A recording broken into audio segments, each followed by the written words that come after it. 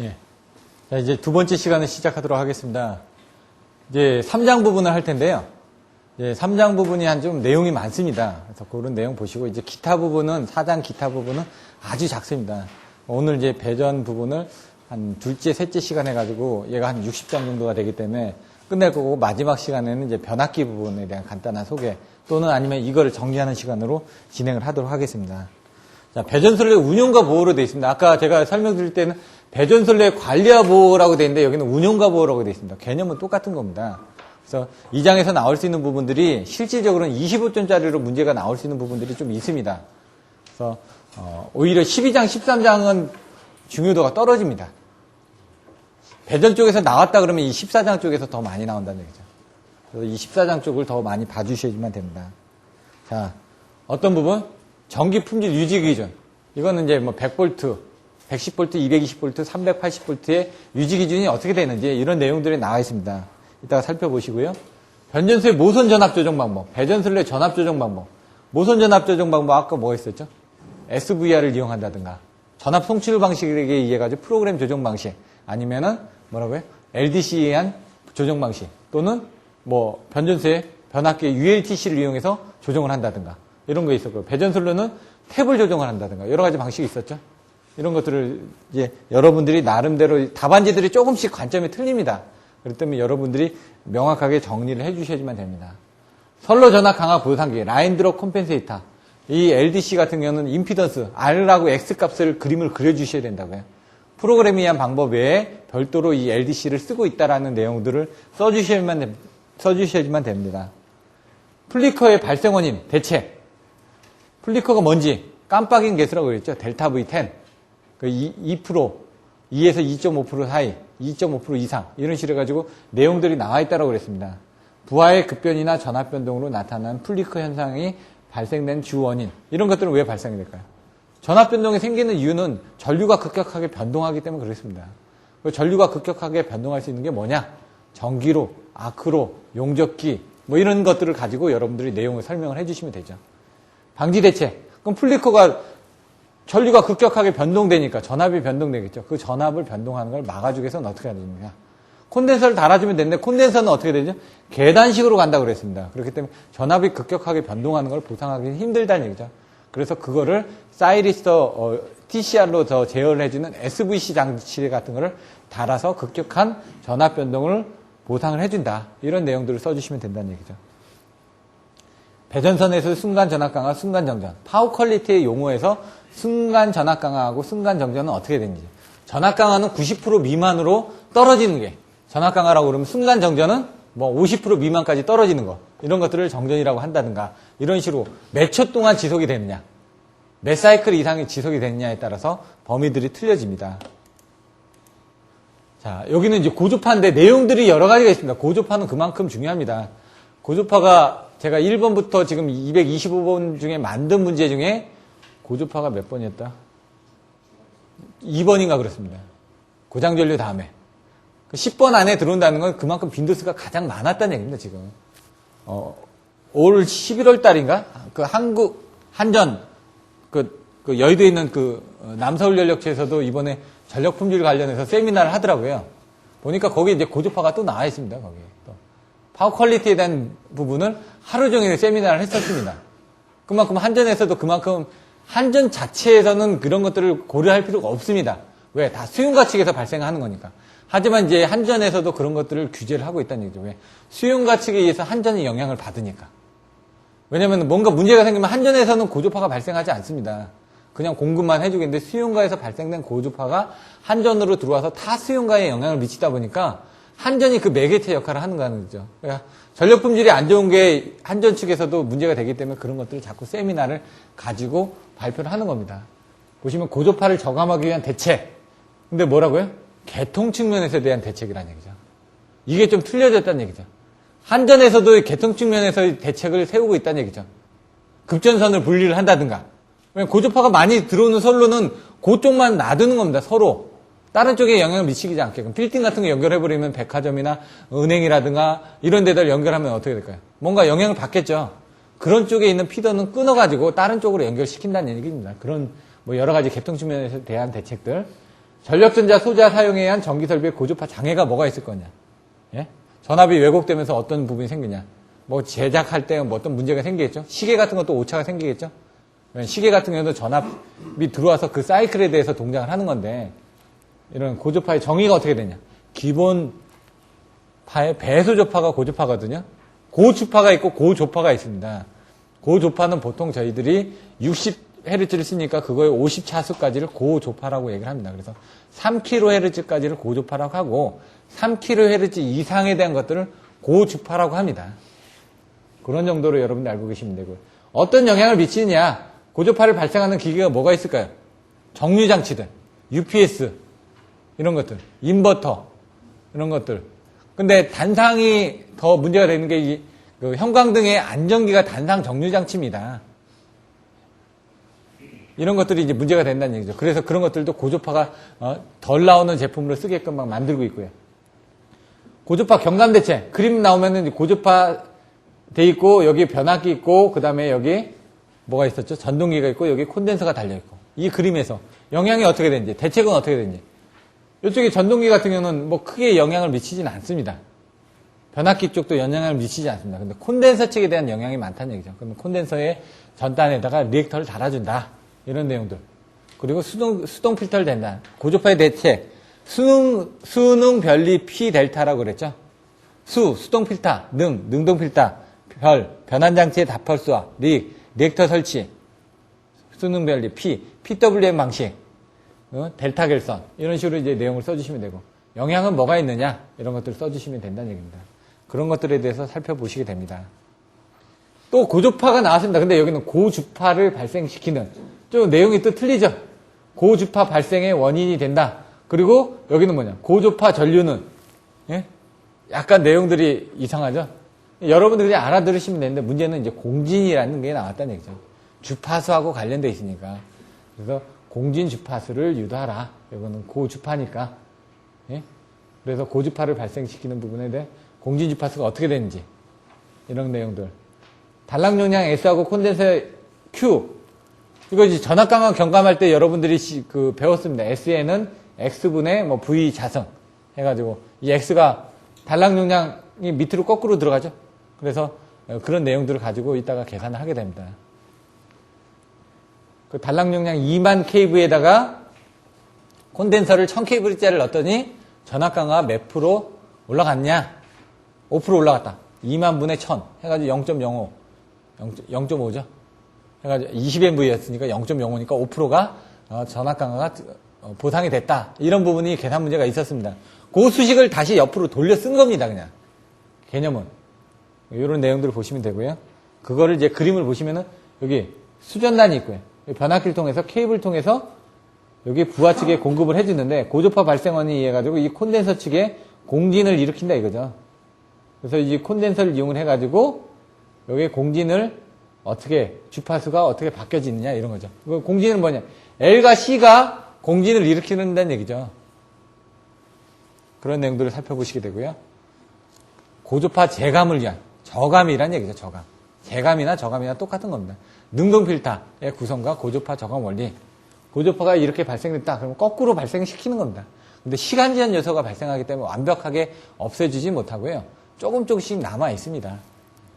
그리고 고압 측에 발생한 고조파는 저압 측에서 변압기를 통해서 보상이 되기 때문에 시간 지연이 발생합니다. 위상 지연, 시간 지연 뭐 다 발생을 합니다. 배전계통의 역률 저하 원인, 역률 개선 효과, 역률 개선을 사용하는 콘덴서의 설치 방법, 삼상령을 쓰는지 단상령을 쓰는지 델타를 결선하는지 Y를 결선하는지 제가 용량을 설명을 드렸죠. 저압일 때는 델타 결선을 한다. 왜? 용량을 3배 더 쓸 수가 있기 때문에. 고압에서는 Y 결선을 한다. 전압 때문에. 절연 때문에. 용량은 줄어들더라도. 근데 이제 가격이 더 싸지기 때문에 저압 측에서 말단에다 분산 배치하는 것보다 고압에다 설치하는 게 가격이 훨씬 더 저렴하기 때문에 그런 방식으로 우리는 사용을 한다. 그래서 그거를 이제 제어하기 위해서 우리가 APFI라는 오토매틱 파워 팩터 레귤레이션 자동 역률 조종기를 달아가지고 지금 역률을 조정을 하고 있다. 이런 내용들도 여러분들 살펴보시면 되고요. 배전 전압을 올렸을 때 효과. 배전계통의 전력 손실 경감 대책 5가지. 아까 적정 콩고조 배변이라고 했는데 전류 밀도의 감소와 평형, 콘덴서, 그 다음에 고압, 배전, 그런 변압기에 대한 부분 이런 내용들로 여러분들 써주신다고 얘기를 했습니다. 실제로 그렇게 되어 있는지 내용을 보고 적정 밀도라든가 전류 밀도 같은 것들을 조정해 주기 위해서 어떤 식으로 해야 되는지. 그러면은 이제 선로를 이제 분류를 해줘야 되겠죠. 아까 보시면 선로에서 어떻게 되죠? A, B, C, D 중에 어디에다 선로를 구성해야 될지 문제 보셨죠? 그게 왜냐면은 적정하게 밀도를 맞춰주기 위해서 그렇게 하는 겁니다. 왜냐면 변전소는 부하의 중심지에 가까울수록 손실이 줄어듭니다. 그렇기 때문에 변전소를 어디에다 설치하는 것도 하나의 법칙이 있다는 얘기죠. 다중접지계통. 이거 보시면은 똑같은 것 같은데 다 틀립니다. 다중접지계통의 일반적인 보호 방식 어떻게 된다고요? CB가 있으면 리클로저가 있고 섹셔널라이저가 있고 라인 퓨즈가 있다는 얘기죠. 그럼 고압 부하 계팩의 종류별 특징. 그러면 리클로저하고 섹셔널라이저하고 라인 퓨즈에 대한 것들을 설명을 하라. 배전용 선로에 대한 보호기의 종류, 설치 기준. 리클로저 몇 대? 3대. 섹셔널라이저 3대. 라인 퓨즈 2대까지 연결할 수 있다. 이렇게 그런 것들. 리클로저 기능 뭐냐? 리클로저는 차단기입니다. 차단을 할 수가 있다는 얘기죠. 섹셔널라이저는 개팩입니다. 고장전류는 차단 못합니다. 이런 거 기능과 역할 써주시면 되고요. 각각의 보호기기의 종류, 설치 기준, 상호협조. 그럼 그림 그려주시면 되겠죠? 아까처럼. 보호장치 상호 간의 보호협조.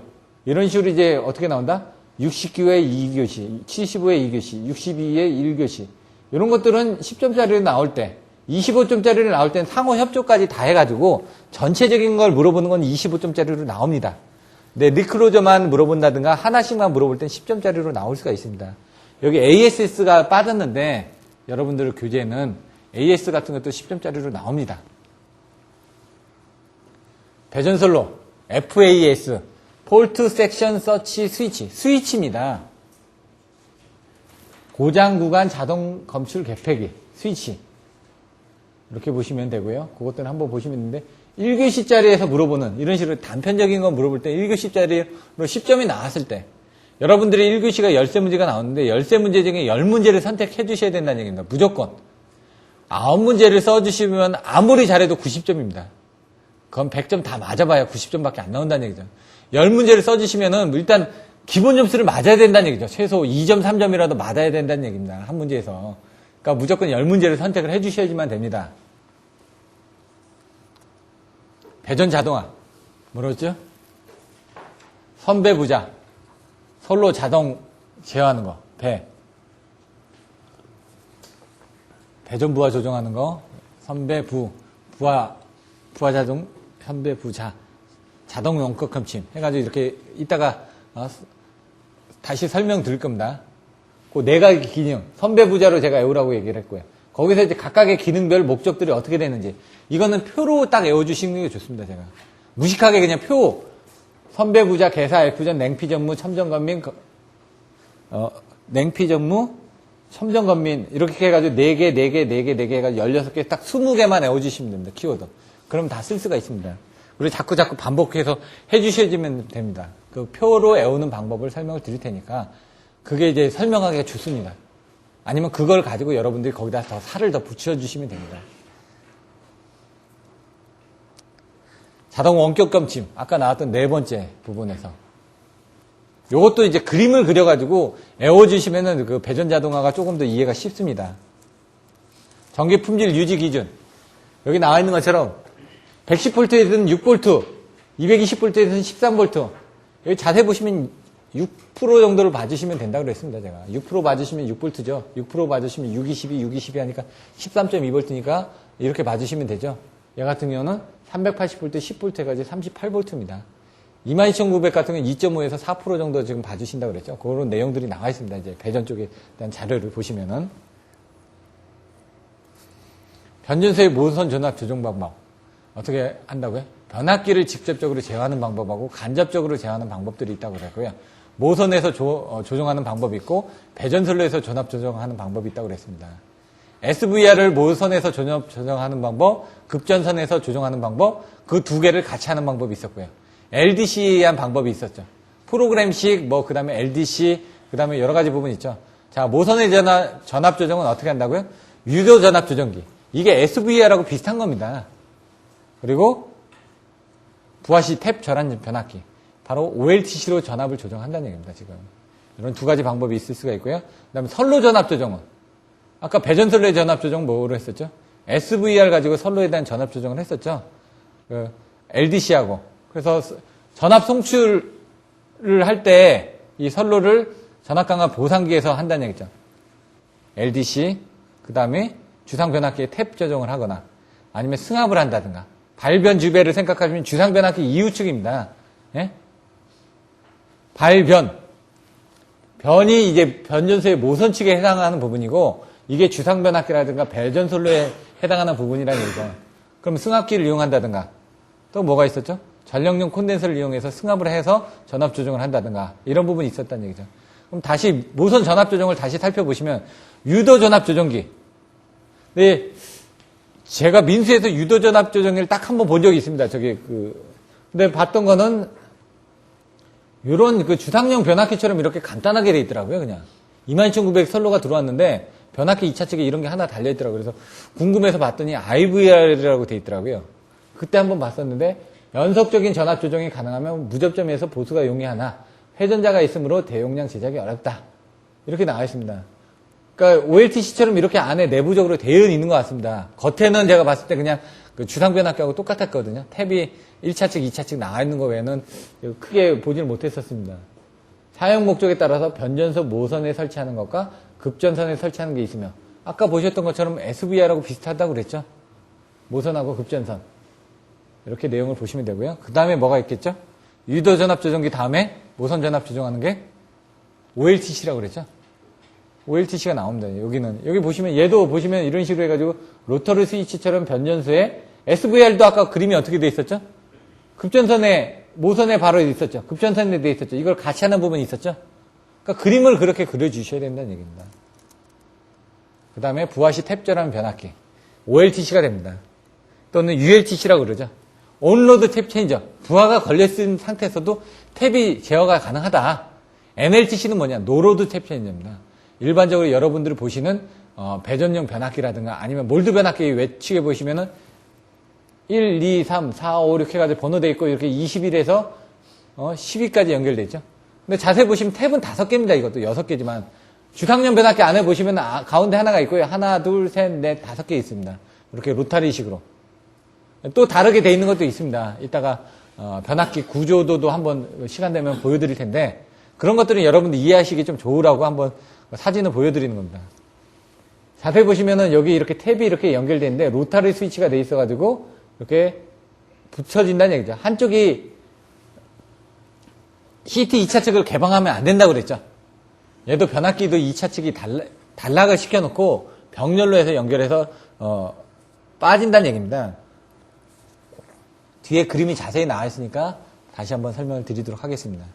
한류 리액터는 탭을 바꿀 때 흐르는 탭 사이의 단락 전류를 제한하기 위해서 사용된다. 예? 그 안에 이 리액터가 달려있다는 얘기입니다. 이렇게 단락을 하게 되면 그 안에서 순환 전류가 흐를 거 아닙니까? 이렇게 단락이 돼서 순간적으로. 그걸 제어하기 위해서 그 안에 리액터가 들어가 있다는 얘기고요. 우리나라에서는 변전선로부터 승합, 송전전압 조정을 위해서 이 ULTC를 많이 사용하고 있다. 그래서 이 ULTC 같은 경우는 MR 같은 경우는 탭이 17개짜리가 있고요. 20개짜리가 있습니다. 그럼 17개짜리는 9번에 가 있습니다. 9번 같은 경우는 9A, 9B, 9C가 있습니다. 그리고 9B에 가 있다가 이제 전압이 떨어지죠. 드르륵 하고 이렇게 돕니다. 변압기 2차 측에서. 그러면 그 수치가 바뀌어집니다. 그걸 자동으로 할 수도 있고 수동으로도 바꿔주실 수가 있습니다. 그렇게 해가지고 OLTC 탭을 조정을 해가지고 전압을 조정을 합니다. 이따가 보시면 배정료는 변압기에 보시면 그림에 6900V, 6600V, 6300V가 있는데 탭이 줄어듭니다. 왜 말단에 가서 6300V를 하느냐? 그거는 임피던스 전압 강화분을 줄여주는 거죠. 그거는 여러분들 이해를 하시면 되는데 이렇게 되어 있습니다. 이렇게 제가 그림을 잘 못 그려서 이따 그림이 잘 나오는데 6900V일 때는 여기서 요만큼이 다 인가가 된다는 얘기죠. 탭을 여기다 썼으니까. 6600V일 땐 탭을 요만큼 썼습니다. 그러면 여기 부분하고 인가된다는 얘기죠. 그러면 여기 임피던스가 좀 저감이 되겠죠. 여기 부분은 여기하고 여기 끝에 부분만 조금만. 그럼 여기는 넓은데 여기서 저감되는 부분이 틀려지기 때문에 탭을 조정을 해가지고 임피던스를 줄여주는 겁니다. 임피던스를 줄여주다 보니까 전압 강화가 줄어든다는 얘기죠. 그게 여러분 몰드 변압기 보시면은 하나, 둘, 셋, 넷, 다섯, 여섯 이렇게 돼 있습니다. 앞에 보시면 던 터치 해가지고 노 터치 해가지고 돼 있죠. 얘는 11, 얘는 21, 얘는 31이라고 돼 있고요. 얘는 12로 돼 있습니다. 얘는 20이 돼 있고요. 얘는 32라고 돼 있습니다. 세 번째 2차측이라는 얘기입니다. 그럼 우리가 어떻게 되냐? 여기 21에서 12까지 연결되어 있습니다. 이건 뭐냐? 여기서 이렇게 와가지고 이렇게 나갑니다. 여기는 뭐가 연결됐다? 임피던스, 여기도 임피던스, 여기도 임피던스, 여기도 임피던스, 여기도 임피던스, 여기도 임피던스가 다 있습니다. 그러면 여기 가서 하나, 두 개에 대한 임피던스가 지나가고 있다는 얘기입니다. 이쪽으로 하게 되면은 하나밖에 안 가죠. 여기를 연결하면 하나, 둘, 셋, 넷, 다섯 개가 연결된다는 얘기입니다. 임피던스가. 그래서 다섯 개 탭이 있습니다. 하나, 여기나 여긴 똑같습니다. 임피던스가 두 개 연결되죠. 여기 하나하고 여기 두 개. 여기도 하나하고 두 개. 똑같습니다. 여기는 하나, 둘, 셋. 여기는 여기나 여긴 똑같습니다. X는 하나, 둘, 셋, 넷. 최대 5개까지 나올 수가 있습니다. 그래서 여러분 보시면 1, 2, 3, 4, 5까지 탭이 나와 있습니다. 그래서 1일 때는 22,900, 22,900이면 23,900부터 있습니다. 그래서 23,900, 22,900, 21,900, 29,000, 19,900까지 이렇게 탭이 나와 있습니다. 그래서 그 탭을 왜? 전압 강화가 밑에 떨어지게 되면은 전압이 높았을 때 낮추는 부분은 별로 없다는 얘기죠. 이렇게 나와 있고요. 유입 변압기 같은 경우는 가운데 이렇게 로타리 스위치처럼 되어 있고 별 모양처럼 하나, 둘, 셋, 넷, 5개가 있습니다. 그래서 얘를 이쪽으로 하거나 얘를 이쪽으로 하거나 이런 식으로 돌려가면서 탭을 바꿔주는 겁니다. 또 경우에 따라서는 이렇게 하는 것도 있습니다. 1번, 2번, 3번, 4번, 5번 돼 있어가지고 이렇게 왔다 갔다 하는 타입도 있습니다. 아니면 그 로터리 스위치처럼 또 돌리는 타입도 있고요. 자, 보시면은 이런 식으로 돼 있다는 얘기죠. 이게 단락을 할 때 양쪽에 닿는 부분이고, 이 부분이 디버트 스위치고, 여기 탭 스위치입니다. 디버트는 이렇게 바꿔지는 부분이고요. 여기 이렇게 바꿔지는 부분이고, 탭 스위치는 요 밑에서 탭이 되는 겁니다. 이 디버트가 로테이션 되는 부분이고, 여기 탭 부분이 있다는 얘기죠. 그래서 두 개로 나눠져 있습니다. 보시면은, 여기가 보시면 여기 검은색이 연결되는 부분입니다. 예? 이렇게. 검은색 연결됐죠? 이쪽으로. 여기가 이렇게 되는 순간 어떻게 되죠? 요만큼 더 인가가 됐죠, 지금. 여기서 더 가게 되면은 이런 식으로 로터리가 완벽하게 하면서, 이렇게 단락이 돼 있는 겁니다, 지금 요 두 개가. 여기까지 갔을 때 가운데가 연결이 되는 거죠. 순간적으로 여기서 이렇게 회전하고 있죠, 여기. 회전하는 부분 생기나요? 그래도 연결이 됩니다. 이쪽으로. 우리는 이렇게 해서 이렇게 연결하고 있습니다. 이렇게 가도 연결을 하고 있습니다. 이렇게 가도 이쪽으로도 연결되고 이쪽으로도 연결되지만 우리는 요 관계로 연결되냐면 여기서 맴돌이 전류가 생긴다는 얘기죠. 그때 제한하기 위해서 리액터가 들어가 있다는 얘기고, 요게 이쪽으로 되고 난 다음에 다시 얘가 이쪽으로 되게 되면 가운데만 연결되죠. 그래서 여기서부터 여기 3번, 4번, 5번에는 똑같은 부분에 대한 이 부분을 공급해 줄 수 있다. 그래서 이 두 개가 로타리 스위치가 왔다 갔다 하면서 하는 겁니다, 병렬로. 그래서 그 탭입니다, 여기 지금. 디버트 스위치. 요 윗부분에 이 디버트 스위치 요 왔다 갔다 하는 부분 있죠? 요거는 밑에 탭 부분입니다. 그래서 요 디버트 스위치에 대한 것들을 써놨습니다. 여기 오일이 들어갑니다. 근데 진공 타입도 나와 있습니다, 지금은. 진공에도 견딜 수 있게끔 제작되어 있는 모델들도 있습니다. 제가 뭐 자료는 많은데 그 중에 이제 여러분들한테 요걸 이해하는데 도움 될 만한 자료만 몇 개 그냥 캡처해서 넣어놓은 겁니다. 선로 전압 조정은 뭐라고요? LDC. 요게 조금 헷갈립니다, LDC가. LDC란 부하 전류에 의한 배전선의 전압 강화를 보상하여, 전압 강화를 보상하는 겁니다. 부하단의 전압을 일정하게 유지하기 위한 거. AVR하고 똑같습니다. AVR은 뭐라고요? 기준 전압이 있어가지고 외부에서 전압 변동이 되면 그 전압에 맞춰주게끔 뭔가 올려줬죠. 뭘? 여자기에 대한 출력을 올려줬다는 얘기입니다. 얘는 부하 전류에 의한 전압 강화가 생기면은 기준이 있으니까 그 기준만큼을 해가지고 올려주거나 내려준다는 얘기입니다. 자, 처음에 뭐라고요? 부하 전류에 의한 임피던스 강화를 전압 계정기로 귀환시켜 기준 전압을 조정한다. 예? 선로에 상당하는 임피던스 치하고, 아까 그래서 그림 그릴 때 뭐라고요? R과 X값 들어가줘야 된다고요, 그림에. 여기에 부하 전류에 대응하는 CT 2차 전류 흘려서 발생하는 LDC의 임피던스 강화를 전압 계정기에 회로에 입력시켜, 전압 계정기 입력은 PT 2차 전압 나누기 LDC 임피던스 전압 강화가 되도록 한다. 이게 좀 헷갈린다는 얘기죠. 여러분들은 뭘 보시면 되냐면, 전압 계정기 입력은 항상 일정합니다. 요건 일정하다. 그럼 뭐냐? 전압강화 몇 볼트가 생겼습니다. 예? 그 PT 2차측 전압을 요거 일정하다고 생각하시지 말고 요거를 일정하다라고 생각하시면 PT의 2차 전압을 딱 세팅을 해놨습니다. 요거를. 몇 볼트로.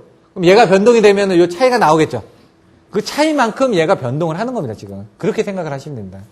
얘는 딱 6600볼트, 22900볼트가 딱 돼 있는데 전류가 많이 흐르게 되면 전압 강화가 더 많이 생기겠죠. 그럼 뭐냐? 전압이 떨어진다는 얘기입니다. 전압이 떨어지니까 요거 수치가 얼마만큼으로 입력을 더 해줘야 되겠죠. 요걸 맞춰주기 위해서. 그러니까 생각을 하기 나름인데 기준은 딱 세팅되어 있습니다. 몇 볼트 이하가 되게끔 요거를 딱 입력을 맞춰놨는데 얘 부분은 얼마라고 돼 있고 얘가 떨어졌으니까 그 부분을 맞춰주기 위해서는 얘가 올려줘야 되겠죠. 그런 개념으로 봐주셔도 되고 얘 부분을 입력으로 봐주셔도 된다는 얘기입니다. 근데 내용은 뭔가 기준이 있는데 전압 강화가 생기다 보니까 그 기준만큼 생기는 편차를 조정을 해주기 위해서 얘 부분이 변화가 된다. 그렇게 생각을 하시면 된다는 얘기입니다. 그게 좀 더 이해하기가 편합니다. 그래서 만약 부하 전류가 증가하여 LDC의 임피던스 강화분이 증가하면 PT 2차 전압을 올리게끔 동작하여서 왜? 결론적으로 얘가 올라가야 되겠죠? 그래야지 여기 부분에 대한 것들이 일정하게 나오니까 요거는 일정하다라고 그러면 얘가 올라가줘야지 얘가 떨어졌을 때 얘가 올라가주지 않으면은 얘 부분이 일정하게 안 나오겠죠. 그래서 얘를 거꾸로 올려주는 부분을 이쪽으로 기준을 잡으시든 이쪽으로 기준을 잡으시든 그건 여러분 편의에 따라서 외워주시면 됩니다. 선로의 임피던스 강화를 보상함으로써 부하단의 전압을 일정하게 유지한다. 그래서 이 LDC를 부과해가지고 뭐냐 OLTC에다가 LDC를 부과하는 겁니다. OLTC 탭을 제어할 때 이 LDC에 의해서 다시 송출을 하게끔 OLTC 그래서 중부하시는 배전 전압을 높게 경부하시는 배전 전압을 낮게 조정하여 전압을 일정하게 유지한다. 왜? 중부하시는 부하가 많이 걸리니까 전압 강화가 그만큼 많이 생기니까 배전 전압을 좀 더 올려줘야 된다는 얘기죠. 여기 뒤에 또 문제가 하나 또 나와 있기 때문에 그 내용으로 여러분들 이해를 하시면 됩니다. 주상변압기 탭 조정 여기 보시면 배전술의 전압은 변전소에서 멀어질수록 저하된다. 왜? 부하를 쓰니까 아까처럼 저희가 분산 손실 계수에서도 보면 어떻게 됐죠? 이렇게 떨어지죠? 전류가. 그것처럼 얘도 전압이 떨어진다는 얘기입니다. 각 주상변압기 탭을 동일하게 선정해서 접속하면은 변압기 2차 측 전압은 전원에서 멀어질수록 낮아질 수밖에 없다는 얘기죠. 탭이 똑같으면은. 그래서 탭을 올려줘야 된다. 내려줘야 된다. 이런 것들이 필요한데 그걸 어떻게 하냐? 전원에서 면 주상 변압기일수록 낮은 탭 전압을 사용한다. 그게 어떻게 된다고 이 그림을 보시면 이해가 됩니다. 아까 설명드렸던 건 임피던스가 여기 많이 걸려있죠? 6900V일 때는. 그러니까 여기서 손실이 많이 생긴다는 얘기입니다. 근데 여기서는 탭을 하나 더 줄였죠. 탭을 더 줄였죠. 그러면 어떻게 되냐. 여기서 손실이 더 줄어드니까 2차 측에는 더 높은 전압이 인가가 될 거라는 얘기입니다. 2차 측 기준입니다. 1차 측에 대한 탭은 낮은 탭 전압으로 가는데 2차 측에 대한 전압은 올라간다는 얘기죠. 왜? 임피던스 전압 강화가 적어지니까. 여러분들 임피던스 전압 강화 배우셨죠? 퍼센트 임피던스. 그게 뭐라고요? 단거리 송전선로에서 이렇게 돼 있고 여기 걸리는 전압 강화라고 그러죠.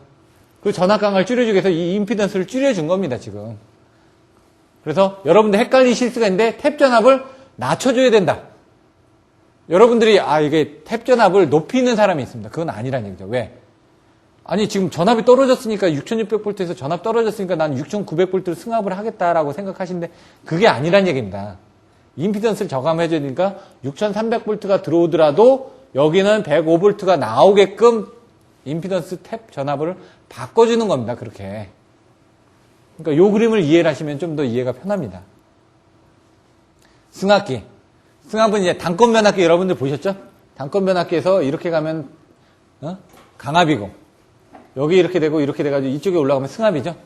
그 승합기라는 얘기죠.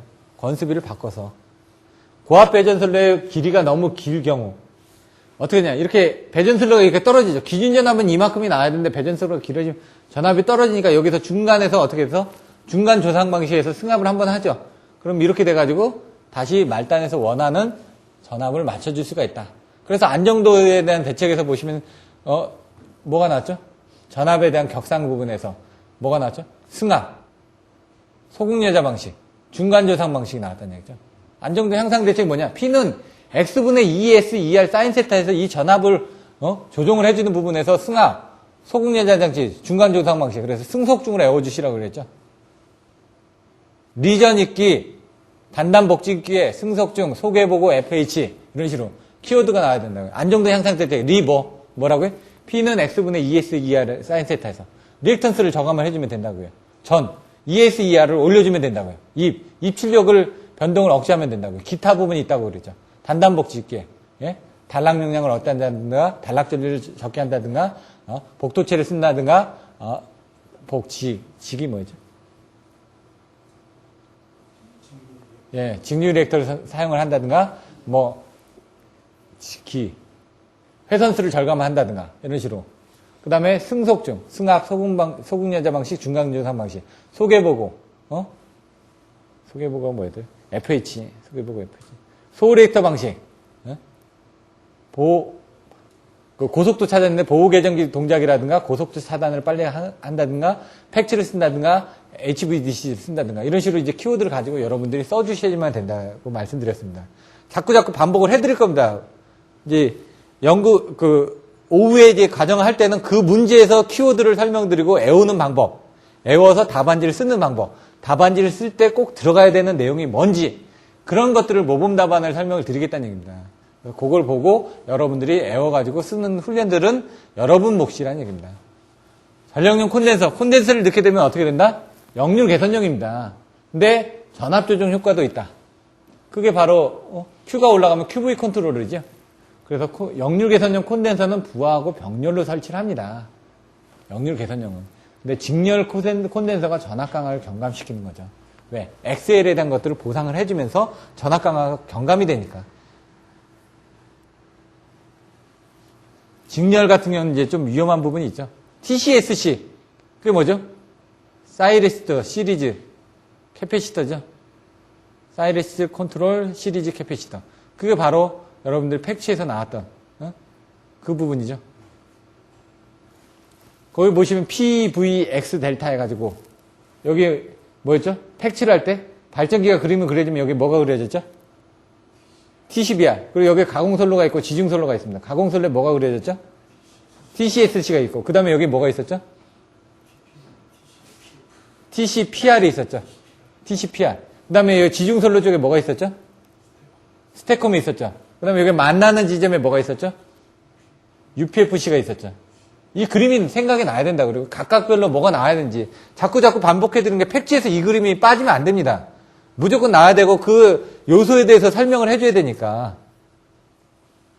중요하기 때문에 지금 중간중간에 다시 한번 설명을 드리는 겁니다. 선로전압 강화 보상기는 아까 보셨죠? 임피던스 전압 강화만큼 해가지고 빼서 보상을 해주는 거다. 그 내용입니다. 앞에서 설명드렸으니까 빨리 넘어가겠습니다. LDC 정의. 배전선의 전압 강화를 유지하기 위해서. LDC는 뭐라고요? 임피던스를 취한 다음에 임피던스 전압 강화를 전압 계정기의 회로에 입력시킨다 이거죠. 이거 설명드렸습니다. 부하 전류가 증가해서 임피던스 강화분이 증가하게 되면 PT 2차 전압을 올리게끔 전압 계정기 입력을 얼마만큼 이렇게 세팅을 잡거나 아니면 거꾸로 이걸 입력으로 여러분들 받으셔도 이해하시는 데 상관없다. 여러분들 이해하시는 수준으로 넣어주시면 됩니다. 플리커. 아까 델타 V10이 나오죠? 눈 깜빡인 개수. 부하 급변이나 전압 변동으로 나타나는 플리커 현상이 나타나는 주된 원인.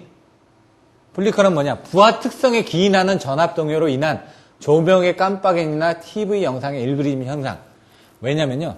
조명 같은 경우는 전압이 들어가서 전자 활동이 일어나야 된다. 고속으로 그러니까 형광등 같은 경우는 어떻게 일어나냐면요. 안에 전자가 갑니다. 전자가 가서 그 안에 수은 알갱이하고 이렇게 부딪히면서 빛이 발생이 되는 겁니다. 근데 전압이 떨어지거나 그러면 전자 활동이 줄어들겠죠. 그럼 부딪히지를 않으니까 빛이 발생을 안 하는 겁니다. 그리고 TV 영상 일그리즘. TV 영상 같은 경우는 헤르츠가 있습니다. 그리고 반응 속도가 있습니다. 1ms, 2ms, 10ms가 있는데 반응 속도가 더 적은 게 좋은 겁니다. 왜? 그만큼 빨리빨리 반응을 한다는 얘기고 주파수 선속도가 높을수록 더 좋은 겁니다. 왜? 분해능이 그만큼 더 많은 거니까. 이런 것들도 나중에 TV나 그런 거 사실 때 잘 보고 판단을 하시면 됩니다. 100ms, 200ms 사지 마시고요. 1ms, 2ms 이런 걸 사시라는 얘기죠. 자, 심한 불쾌감 유도한다. 이거는 어떻게 하냐면 고화질 뭐 TV 같은 거 나오죠? 영화 같은 거는 여러분들 보실 때, 영화 같은 건 사실 뭐냐면은 프레임을 가지고 이제 찍는 겁니다. 저희가 640에 380 프레임에 몇 프레임 썼다 이렇게 나오죠? 그건 해상도고요. 면적. 640에 480은 요게 640이고요. 요게 480개의 점이 있다는 얘기입니다. HD 같은 경우는 1320에 800 이렇게 되는 여기 1300개니까 점이 더 많으니까 더 많이 표현을 해주겠죠. 그런데 제가 이 뒤에 걸 한번 보시고요. 플리커 같은 경우는 뭐냐면은 임피던스 변동이 심한 제강용 아크로, 저항로 유도로 전기용접기, 유도전동기, X선 장치 이런 같은 건 전류가 단락되는 현상을 일으킨다는 얘기죠. 두 개가 부딪히면서 큰 전류를 이용하는 부분. 왜? 다 큰 전류를 이용하는 겁니다. 전류가 크게 써야 될 때는 어떻게 됩니까? 순간적으로 그쪽으로 전류가 많이 빠져나가다 보니까 다른 쪽으로 전류가 못 갑니다. 전류가 못 가니까 그만큼 전압이 생성이 안 되겠죠. 그런 식으로 이해를 하셔도 된다는 얘기입니다. 플리커의 허용 기준은 2.5%. 아까 설명드렸는데 델타 V10 같은 경우 이렇게 나와 있습니다. 델타 V10을 왜 쓰느냐? 이건 일본 기준입니다. IEEE에 나와 있는 플리커 기준은 또 다른 겁니다. 네, 파워 퀄리티에 대한 기준이 틀린데 우리나라 한전에서 델타 V10을 쓰고 있기 때문에 그건 뭐냐? 10Hz로 환산을 해서 10번 깜빡이는 개수. 그러니까 예를 들어 요거는 100V에서 99V 이하짜리가 10번이 발생이 됐다. 그러면 걔는 1%가 떨어졌다라고 보는 겁니다. 근데 98V가 10번이 발생되고 99V가 10번이 발생됐다. 그러면 얘는 2%입니다. 제일 낮았던 그걸 기준으로 해서 10번 이상 반복이 되면은 그걸 퍼센테이지로 표시를 하고 있습니다.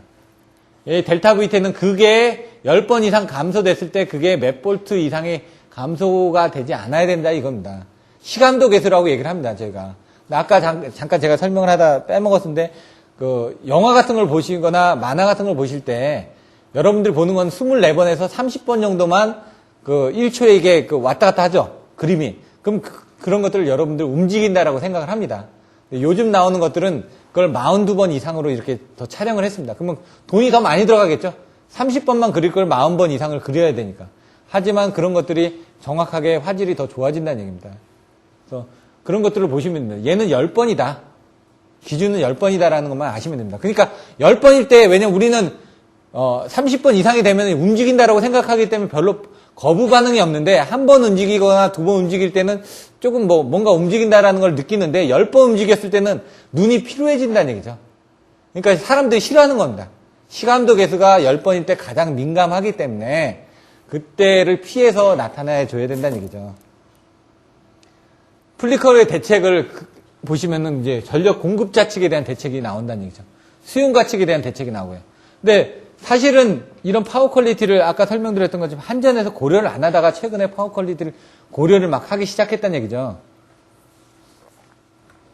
플리커를 유발하는 부하에 대해서는 전용 급전선이나 전용 변압기로 전력을 공급한다. 그래서 실제로 그렇게 하고 있습니다. 한전에서. 이런 제철소 같은 경우는 별도로 공급을 합니다. 선로를. 단독 선로로. 전압변동은 공급 전에 단락 용량의 반비례함으로 단락 용량의 큰 계통에서 공급한다. 아까처럼 전압변동 같은 경우 어떻게 된다? SM분의 콘덴서 용량. 단락 용량이 크면은 그만큼 전압변동이 별로 안 일어납니다. 단락 용량이 크다는 건 자기가 힘이 세니까, 힘이 세니까 물건을 조금 더 얹어도 내가 힘이 그렇게 떨어지는 게 별로 없다라고 생각하시면 됩니다. 굵은 전선을 사용한다. 그럼 전압강화가 더 줄어들겠죠. 전압을 승합한다. 전압강화가 더 줄어들겠죠. 밸런서를 설치한다. 맞춰주는 거니까 단상이니까. 리액턴스 보상한다. 전압강화가 줄어들겠죠. 여기서 환상식이나 망상식 배전 방식을 사용한다. 왜? 다른 쪽에서도 병렬 운전을 하겠다는 얘기입니다. 그럼 아까처럼 전압강화가 줄어드니까. 그러니까 전압강화를 줄여줄 수 있는 방법에 대해서 여러분들이 생각해서 공급 루트를 지금 바꿔주는 겁니다. 전부. 공급 루트를 바꿔주거나 리액턴스를 줄여주는 방법에 대해서 설명을 하고 있기 때문에 여러분들은 그거를 이해하고 계셨다가 써주시면 됩니다. 근데 수용가 측은 어떻게 하냐? 방법이 없습니다. 그래서 아까 얘기한 것처럼 SVC를 이용해가지고 무해전력 변동목을 흡수를 합니다. DVR이라는 장치가 있습니다. 그건 뭐냐면 DVR은 우리나라에서는 잘 쓰고 있지는 않는데 컨테이너 박스에다가요, 콘덴서를 다 집어넣은 게 DVR입니다. 다이내믹 볼테이지 레귤레이터라고 얘기를 해가지고, 그냥 차로 끌고 가서 그냥 그 필요한 지점에다 연결해서 쓰는 겁니다. 예? 이동식 점퍼처럼 해가지고, 오뎅 먹을 때 보시면, 조그만 자동차 와가지고 거기서 막 떡볶이하고 오뎅 팔고 또 다른 데 가서 팔지 않습니까? 그것처럼 생각하시면은 얘네들은 그렇게 돼 있다는 얘기입니다. 변압기도 그런 이동용 변압기 차가 있습니다, 한전에. 예? 왜냐면 고장이 나면 대치를 해야 되니까, 저도 이제 사진 찍어 놓은 게 있는데, 그냥, 트레일러에 변압기가 딱 올라가 있습니다, 이렇게 딱. 그래서 현장에 가서 바로 결선해서 쓸 수 있게끔. 상호 보상 리액터 방식이나 부스터 방식을 이용해서 전압 강화를 보상한다. 아까처럼 뭐라고요? 커피시턴트 설치해가지고 L값을 보상한다. 다 그런 게 들어간다는 얘기입니다, 지금. 향후 전망은 뭐냐? 전압 변동 및 플리커를 방지할 수 있는 부분을, 예? 수용가 측에서 했는데 지금은 공급자 측에서도 이런 것들을 조금씩 하고 있다. 하지만 이제 수용가의 부하 특성을 고려한 방지 대책은 불가능하다. 왜냐면 한전에서 돈이 많이 들어가니까. 그래서 지금 최근에는 어떻게 하냐? 한전에 이제 대구에 있던 그 SVC를 떼다가 지금 양주에다가 갖다 붙였습니다. 왜? 대구가 있었는데 100MV짜리를 양주 쪽이 왜냐면 더 전압 변동이 심하다 보니까 그걸 떼다가 갖다 붙였다는 얘기예요. 왜냐? 이제는 한전 측에서도 그런 것들을 이제 하기 위해서. 동서울변전소도 가보시면 SVC가 달려 있습니다. 이런 식으로. 그런 것들을 이제 한전 측에서도 설치를 하기 시작했다는 얘기죠. 민수에다가 부담을 주다가 민수에서 이런 것들이 2.5%가 넘어가면 민수에서는 대책을 설치를 해야지만 됩니다. 플리커에 대한 대책을. 법으로 규정이 돼 있습니다. 그래서 예측 계산서도 내게끔 돼 있고요. 다. 배전선 내에서의 순간 전압 강화, 순간 정전에 대해서 기술하셔. 순간 전압 강화는 여기 나온 것처럼 0.02초 뭐 이렇게 나와 있습니다. 순간적으로 정전되는 현상 이런 식으로 나와 있으니까 참조를 하시면 되고요.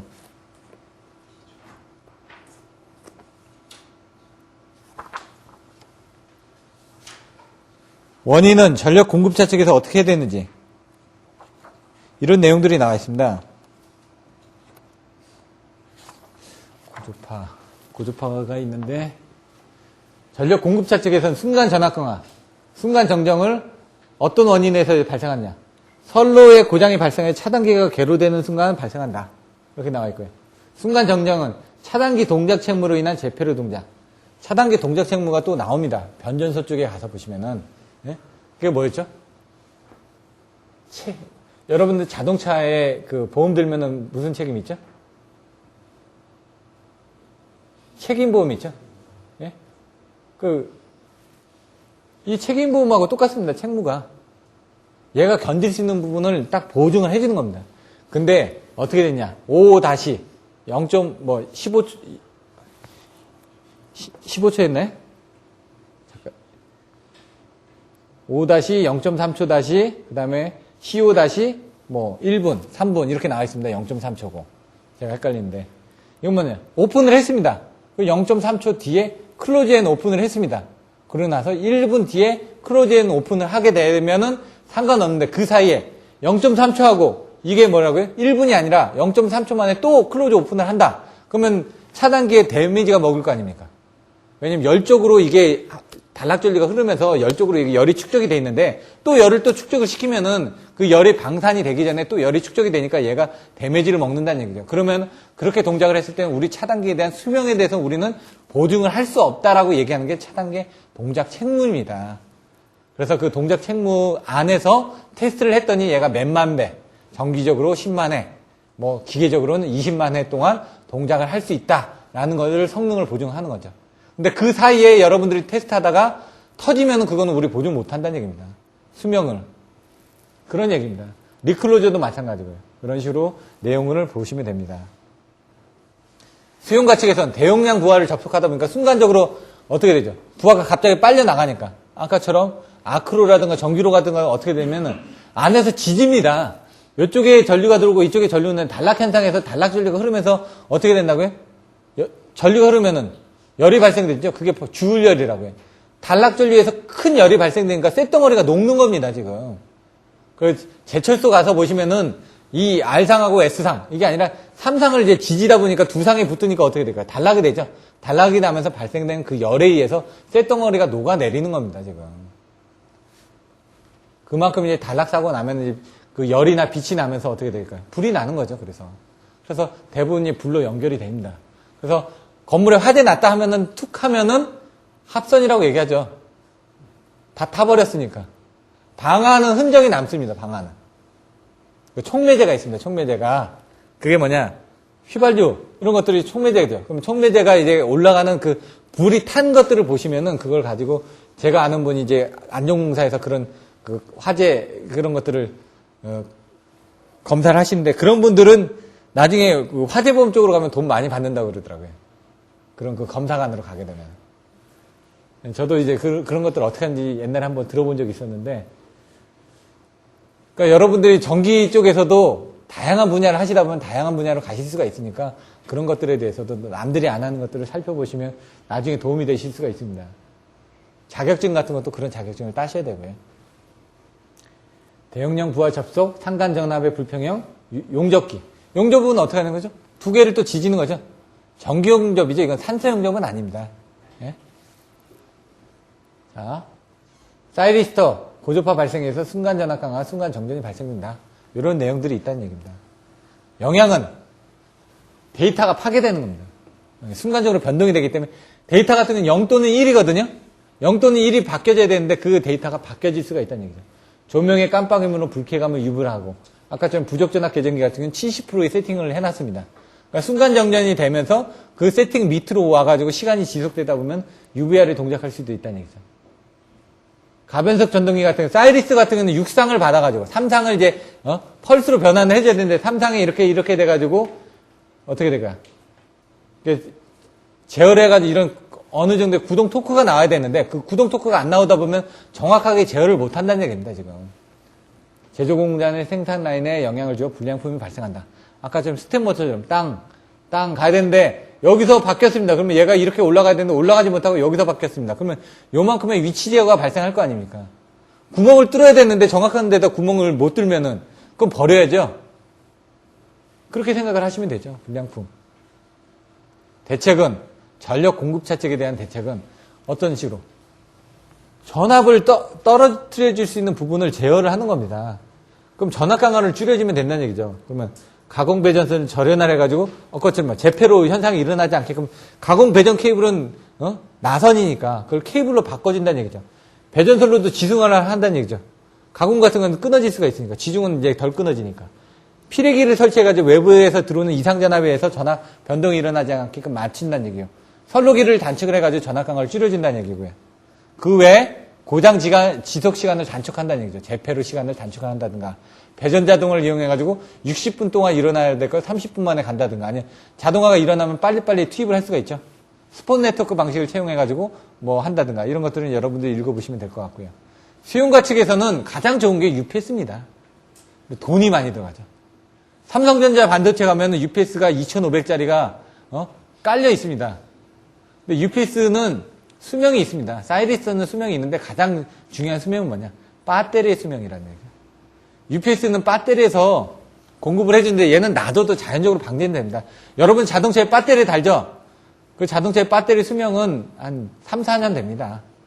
근데 1, 2년만 해도 방전되는 게 있습니다. 그거는 뭐냐? 여러분 안에 블랙박스 같은 거 달아주시면은 거기서도 씁니다. 서 있을 때 거기서도 전류가 나갑니다. 그렇기 때문에 수명이 자꾸 빠져나간다는 얘기입니다. 옛날 같은 이제 무보수 밀폐형을 안 썼는데 지금 무보수 밀폐형을 쓰시죠. 니켈 카드뮴을 쓰시죠. 리튬 이온 배터리를 쓰시죠. 이런 게 있습니다. 여러분들이 그 속설에 핸드폰 배터리를 냉장실에다 넣으면 수명이 좀 더 오래 간다. 가설은 맞습니다. 어느 정도는 증폭이 됐는데 약간은 증폭은 될 수도 있습니다. 근데 원리적으로 해가지고 그 부분은 안 되고요. 안에 어차피 H2SO4가 나와서 황산 같은 게 나오죠. 일반 배터리 같은 거. 그래서 그 황산 같은 거 하지 말라고 이제 구멍도 막히면 터지고 하니까 그 구멍도 뚫고 하는 거고요. 근데 이런 것들이 재질에 따라서 틀려진다는 얘기입니다. UPS는 그런 부분을 아셔야 되고요. 요게 14장에 왜냐면은 그 14장에 UPS가 10점짜리 문제로 나왔습니다. VVVF, CVCF. 이렇게. VVVF는 인버터입니다. CVCF는 UPS입니다. 콘스탄트 볼테이지, 콘스탄트 프리퀀시. 이건 UPS라는 얘기죠. 사고 파고 방지를 위해서 보호흡조를 실시한다. 플라이휠 방식. 이건 뭐냐면은 UPS는 정지형입니다. 어떻게 되죠? 이것도 이제 바이패스를 시키는 방식에 따라서 여러 가지가 되는데 항상 이중화로 해가지고 바이패스를 시키는 타입이 있고요. 정전이 됐을 때만 바이패스를 시키는 타입이 있습니다. 정전이 됐을 때 바이패스 시키는 타입은 좀 쌉니다. 경제적으로 갈 수가 있다는 얘기예요. 평상시 때도 이중화로 가는 것들은 비쌉니다. 근데 UPS는 이렇게 되어 있습니다. AC가 DC로 오는 렉티파이어 부분이 있고 여기 인버터 부분이 있습니다. 그래서 여기 배터리가 있다는 얘기죠. 배터리가 있기 때문에 여기가 정전이 되면은 여기서 이 DC가 배터리에서 DC를 해가지고 AC를 발생해서 갑니다. 근데 중요한 건 뭐냐면요. UPS 2차 측에는 항상 변압기가 있습니다. UPS 2차 측에는. 왜 그러냐면 인버터죠. 얘가. 렉티파이어가 인버터죠. 인버터 2차 측에는 변압기가 없습니다. 왜 그러냐면은 전동기가 달려있거든요. L이 달려있다는 얘기죠. 그렇기 때문에 전류를 평화를 해줄 수가 있기 때문에 별도의 L 성분을 안 답니다. 근데 UPS는 변압기를 달아서 L 성분을 달아줘야지만 전류를 평화를 해줄 수가 있습니다. 그래서 UPS는 안에 보시면 변압기가 다 있습니다.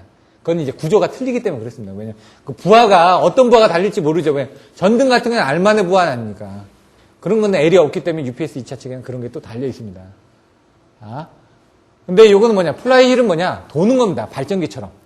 계속 돌면서 이거 회전형 UPS를 제가 두 종류를 봤는데 진공에서 도는 타입하고 그 다음에 발전기처럼 도는 타입을 봤습니다.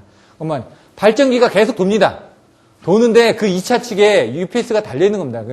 아까처럼 발전기가 돌아서 아까 배터리를 대신하는 겁니다. 배터리 용량을 줄이면서 발전기가 계속 돌고 있는 겁니다. 근데 얘는 회전형이다 보니까 소공성은 빠릅니다. 근데 이제 수명이 단축이 되죠. 일반 배터리형보다는. 그리고 진공에서 도는 타입을 제가 한번 봤는데 그거는 옆으로 되어 있습니다.